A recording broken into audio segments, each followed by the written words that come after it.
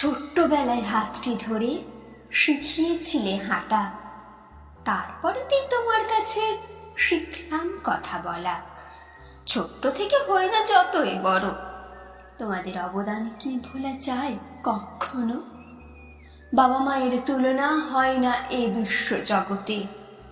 তোমার কাছেই প্রথম শেখা বর্ণ পরিচয় অক্ষরে অক্ষরে।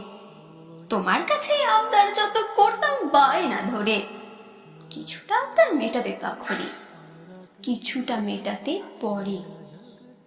সেসব স্মৃতি আজও রয়েছে অমলিন।